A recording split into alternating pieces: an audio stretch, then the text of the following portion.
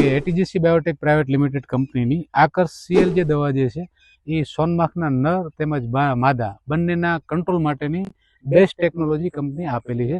તો 2-3 વર્ષથી તરબૂચનું વાવેતર કરતા હતા, આ વખતે સાકરટેટનું વાવેતર કરેલું છે. એટલે સોનમાખના સચોટ નિયંત્રણ માટે આપણે આકર્ષ સીએલની વાતચીત કરશું. તો આવો જાણીએ. તો આકર્ષ સીએલ જે છે એ 250 ગ્રામનો એક ડબ્બો આવે છે. 250 ગ્રામનો ડબ્બો 1 એકરના પ્રમાણનું માપ છે આનું.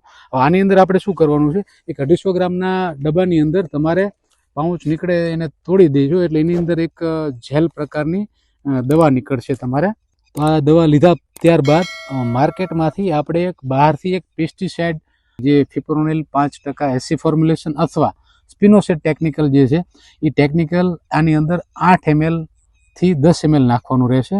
ત્યારબાદ એને વ્યવસ્થિત પ્રમાણમાં મિક્સ કરવાનું રહેશે. તો આપણે પછી એડ કર્યા બાદ ત્યારબાદ તેને ચમચીથી વ્યવસ્થિત પ્રમાણમાં વ્યવસ્થિત હલાવવાનું છે કે તમે જોઈ શકો છો એનો કલર એકદમ સફેદ કલર થઈ જાય ત્યાં સુધી એને વ્યવસ્થિત પ્રમાણમાં મિક્સ કરવાનું રહેશે. આપણે સાકરટેટીના પાક ઉપર લગાવવાનું છે.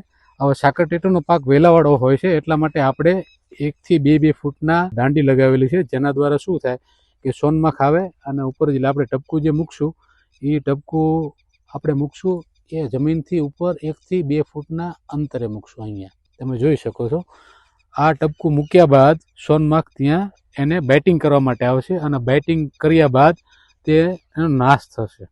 એટલે 15 ફૂટ લંબાઈમાં અને 6 ફૂટ પહોળાઈના 2 ત્રિજ્યામાં ઝિગઝેગ પેટર્નની અંદર ટપકા મૂકવાના છે આ રીતે. તો તમે જોઈ શકો છો આ રીતે ટપકું મૂકી દેવાનું છે કે સોનમાખ તેનાથી આકર્ષાશે અને બેટિંગ કરીને તે મૃત્યુ પામશે.